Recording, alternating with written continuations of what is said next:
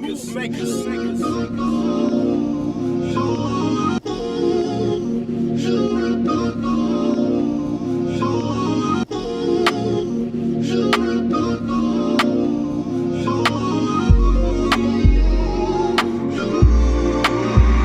Rappy on the beat.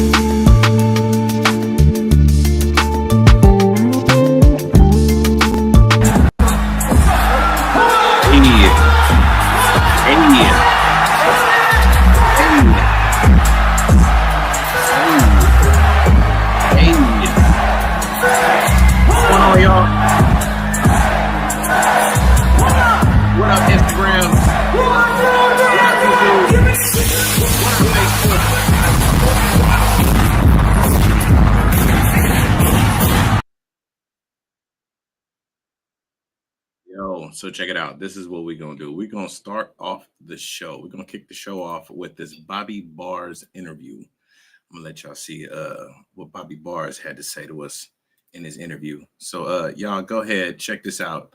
Let me know what y'all think.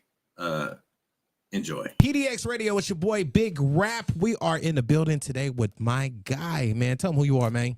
Hey, what's happening? It's your boy Bobby Bars, 2 R's, 1 Z. Don't get it twisted. Bobby, what's been popping with you, man? Man, you know what's happening. Just out here in the Pacific Northwest doing these shows, man, putting out these music and really getting it in. Yeah, so let the people know where you from and where you represent. Yeah, man. Originally from Seattle, you know, but I've been in Washington my entire life. So it's Pacific Northwest to the death. You feel me? Yeah. You know, throughout my life, migrated all the way to Vancouver, right on the border of Portland, Oregon, and just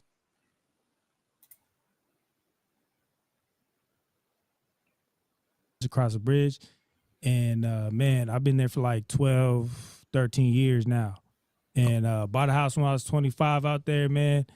Was really working in the mill, just getting it in, and you know, got a new job a little bit after that. Yeah. Just finally, you know, met some homies and got into the music shit. Got my own studio like you doing, man. Now we right here. Yeah. So I noticed that your music spans various genres. And how do you blend the different styles? Like, what's your process in picking what style that you want to choose when you do your songs? Man, I'm not playing no character, man. So it's not really like what accent am I finna use. Yeah. You know, it's more like how it makes me feel. Yeah. You feel me? So it's like, if I can't freestyle or, you know, feel an emotion or put myself into some type of atmosphere or like see some type of beginning of something, is next beat. Yeah. So I've noticed that you've had a strategic approach to releasing your music. Can you share with me the kind of strategy that you've had and like how do you do your timing and stuff like that? Yeah, man. So 2024 really tried me, but I was prepared and I was ready for whatever came my way.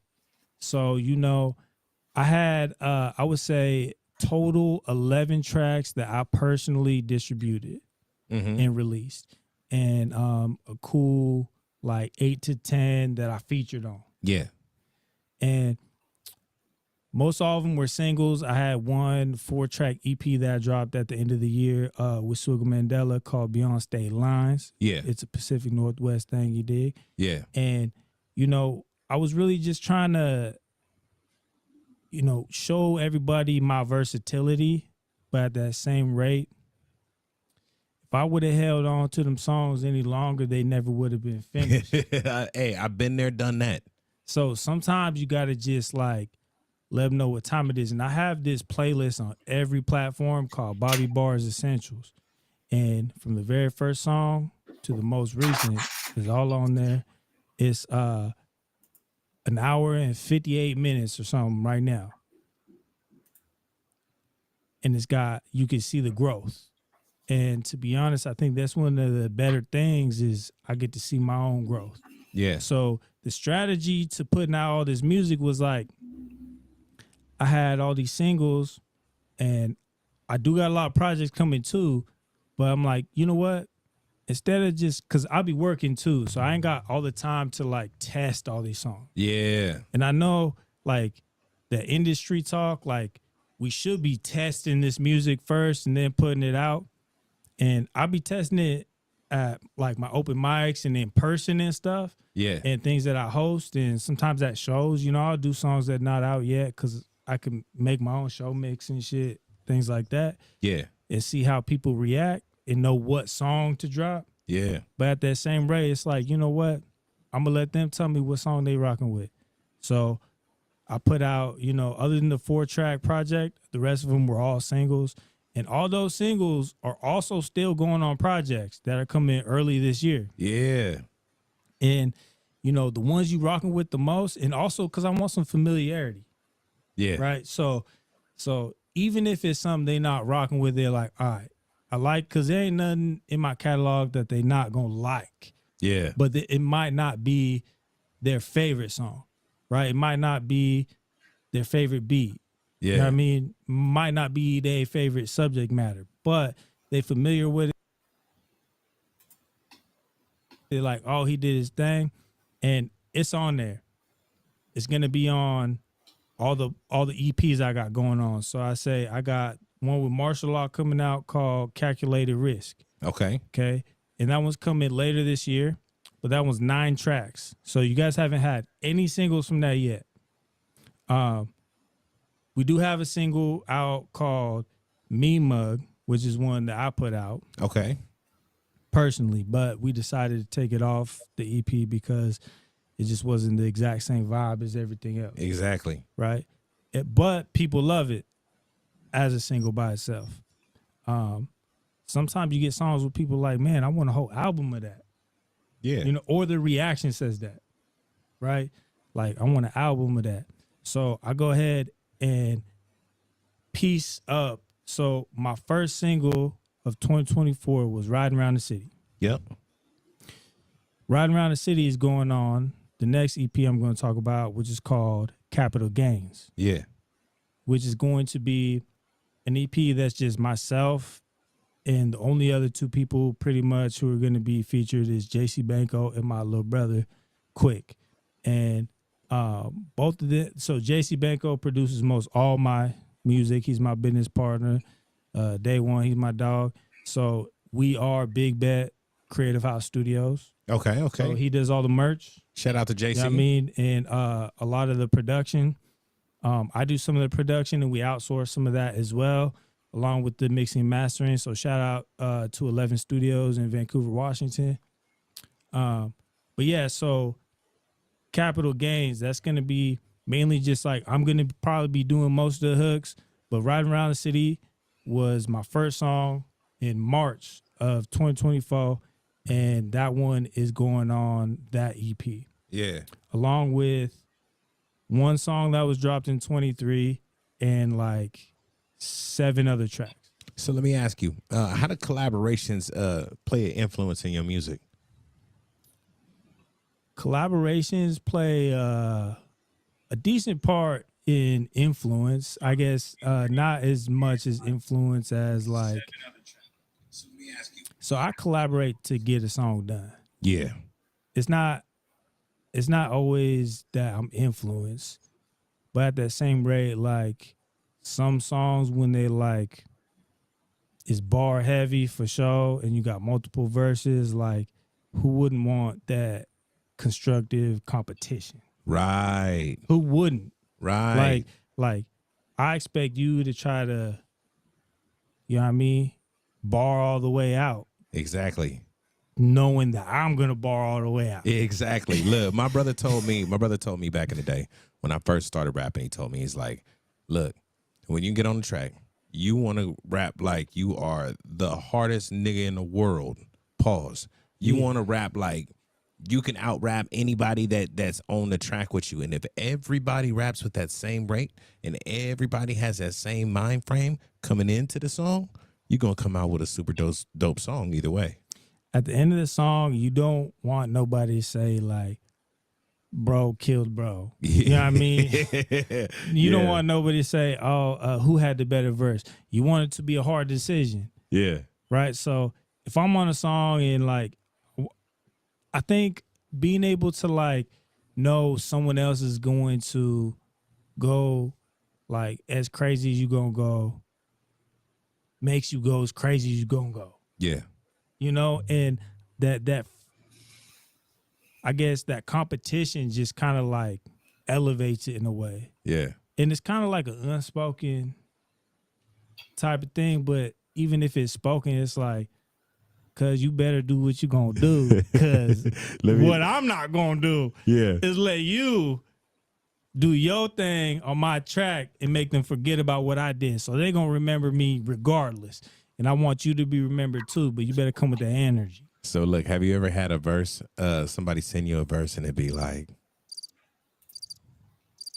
crickets? Yeah. I either up the price or back out. Hey, Yeah. I've had verses sent to me that were like, Man.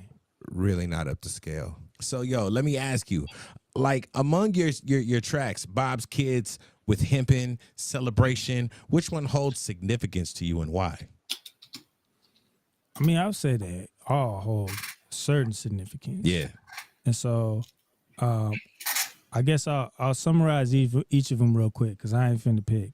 So, you know, Bob's Kids was the last song of the EP I got with Swiggle called Beyond State Lines. Yeah. And that track right there was the epitome of timing is everything. Yeah. So, you know, I was on live. I saw the homie struggle on live. He was rapping and singing and riffing while on his acoustic guitar playing damn near the same riff that was on that beat. My two verses was done. The hook was done. I was literally going to go home and send that shit to mixing and mastering because I'd be outsourcing that just so I can get more shit done. And I was like, man, I got something for you, I think. Yeah. And I was like, man, how much for a feature? He goes, man, no one ever asked me that before. I was like, man, if I could get that feature by 5 o'clock, I'll give you $100. Yeah. Blah, just off rip. Bro slid through, did his verse. I was like, hey, what do you think about maybe doing like some riffs on the hook? He did some riffs on the hook. I'm like, man, dude, what do you think about doing that shit on the whole song? He did it on all three verses, his verse included. Killed it, did his motherfucking thing. And if I wouldn't have been on live, if I wouldn't have took the initiative, and if he wouldn't have been ready, or if he wouldn't have been in between jobs, I think he was in between jobs for like a week. Yeah. With that 1 week, I happened to catch bro on live and That's crazy. doing that same shit. That's what I'm saying. He's been back to the grind since then. Yeah. To the point where he probably wouldn't have been available to do that. Yeah. That's what I'm saying. So it just happened, and sometimes you gotta just let shit happen. Yeah, you do. Don't let your motherfucking ego and all this other shit get in the way. You gotta let shit happen because there's a plan that even if it is written, you don't have the luxury of seeing it yet. Yeah. But sometimes the writing's on the wall. And you got to learn when to just, you know what I mean, take advantage of certain opportunities. And even if it isn't productive, the chance that it could have been is worth more than anything, because, you know, I didn't have to get on that live and hit bro up and say anything. Nah, you didn't. I could have just hit him later and said, bro, that was a cool riff. I got a song like that. Instead, I was like, man, not only is it called Bob's Kids, and obviously mainly because of the content of the hook, but because the whole vibe of the beat and everything is kind of, you know, reggaeton a little bit. Mm-hmm. Not reggaeton, I say reggae, and then just kind of Jamaican sounding. And then I was like, man, at the same rate, I kind of felt weird having a Jamaican sounding song without a Jamaican cat. Right. You know, but the fact that it all worked out, it worked out. So, like I said, epitome of perfect timing, blow. So that one means a lot because there was lessons learned, but also knowledge earned. So let me ask you, if you can give a piece of advice to an artist right now, brand new artist, fresh out the box, what would be that piece of advice that you would give them? Man, I would say brand new artists, like, don't worry about the business yet. Worry about honing in your sound and being marketable. Yeah. So, like, without a body of work, there ain't no business to be had. Without, you know what I mean? Some people, they first whatever, but like, if within your first 5 songs, if something go crazy, what you gonna back it up with? Right. You don't have a process yet. You don't exactly have your sound dialed in, and then you might get boxed into some shit you don't even like. Right. So be you, stay true, and not only endure it, actually don't endure it, fuck enduring it. Enjoy the process. Enjoy the fucking process. Enjoy the process. So what has been your most favorite performance to date so far? Man, Out of all the shows you've done. man. That's a tough one. You know, I got a favorite performance, and I think one of them. So I did a showcase called the Northwest Best. Yeah. And I didn't do it in 24, but in 23 was the Northwest Best, and we're bringing it back in 25. So that's some announcements to be announced. But we had some people at my open mic. They came and auditioned / competed Yeah. for the remaining open like 5 or 6 slots. Uh-huh. And like I had two as a judge. Swiggle was a judge. I ended up having 2 competitions for that one show. Yeah. And I really wanted to like build it up like that. And to be honest, my performance solo, because I did 3 solo songs in a row. Then I did 3 songs with features. Oh, okay. And every time, the last 3 songs, each song, more and more people came out on the stage and more people came out to the crowd. And it was like, and then I ended it with a solo song. Yeah. So I did like 7 tracks, either 6 or 7. And the very last one, I usually end it with a song called Real As It Gets. And, you know, that's a crowd favorite for sure. That's one of them ones that you get people from all demographics, people from all walks of life singing back. You know what I mean? And they ain't even got to know all the words. Like, they could just, you know, lay down the punches and all that. Like, I could even throw the mic out like this, and everybody would say it and sing it back with me. Whether they is or not, I'm still going to keep rock. But I put the mic down for a second and soaked it in. Yeah. So that's why it was probably one of my more favorite, because that was, I think, a turning point in me really like showing myself and the people who came to support what I could really do. Yeah. And they also showed me that they appreciated it. So let me ask you, where do you see Bobby Bars in the next 3 years? Next 3 years, I mean, I don't know exactly where I see myself, but I would say that I know for sure that I'm gonna be on every screen, every platform, and I'm gonna continue to do everything that I do. So, you know, it's hard to say that because I don't know what the next platform finna be. I don't know what the next, you know what I mean? Like, nigga, this could be on the radar. So, say that. Say that. You feel me? Like, right here. I'm gonna be right Say here. that. I'm gonna be right here. Come on with it. You feel me? Right where I'm fucking at because I'm where I'm supposed to be. You feel Say me? that. Look. Hey. Hey, y'all niggas, give it up for Bobby Bars one more time, man. Hey, let the people know where they can find you at, fam. Yo, it's Bobby Bars, 2 R's, 1 Z. On all platforms, so it's Bobby_Bars. You know what it is. I ain't gonna lie, I was all put off guard. I wanted to sing on that. I ain't gonna lie. wanted to sing on it. Hey, it's different because all the music I ever made, Yeah. I created the hook, but more times than not, I outsource it.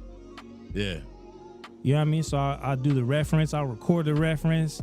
I'll be in there trying to hit riffs and singing and everything, but you know what I mean? I let the singing niggas do singing. And it's Bobby Bars, not Bobby Melodies, but I definitely get all that down. When it comes to bars, man, I speak truth, I speak it real, and I'm a firm believer in if you live in life, you ain't never gonna run out of content. Say that. You know what I mean? Like, we could freestyle all day, lyric exercise, do all that. But when it comes to really putting it down, man, if you think you better than me at being me, you out your damn mind. Hey, tell him, Bobby. You hear me? Tell him, Bobby, what you not gonna do. I'm your grandmama's favorite rapper. Let him know what you not gonna do. Your mama's mama. My nigga Bobby Bars, man. I appreciate you for rocking with me. I appreciate you coming out, man. Yeah. Hey, look, it's your boy Big Rap, man. New Music Monday, man. We out this.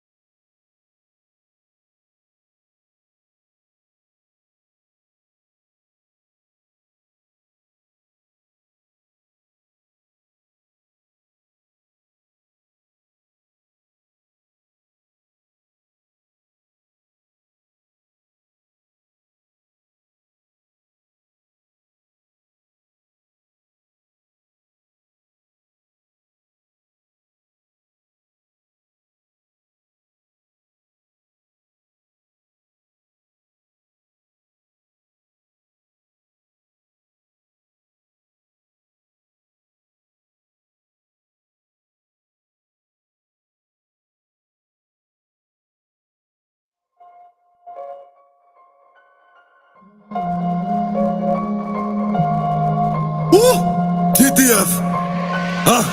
Kom van de bando, jij moet niet praten, ik was al lang zo. Je wordt gedrukt en klip in pand, ben op die matta, voel me net pato. Maak misbruik van de fucking weg, al mijn buren vinden mij een aso, maar ik ben slim, ga niet zitten voor straatrood. Meer dan een tegenshout van één hoofd. En ga je van je brada, doe niet emo. Ben met de kanner voor die takeover. In die wakkie met de stek van een rover. Ga niet te veel, want ze gaan je doven. Let op mijn woorden, shit wat ik rap in mijn tracks. Die dingen blijven uitkomen. Chillen met mij, nu heeft een shaky legs. Laat er alleen daar komen, daar nou weg. Ik zoek alleen naar stacks. Ze weten van mij, ik flex. Press niet toe in press. Zit het in mijn hand, ik press. Je gaat naar boven, ik bless je. Ik pak je stof in een flesje. Ga niet wel praten, hou niet van testen. En als je fuckt met ons op de blok, shot ik dat die ding op je gaat catchen.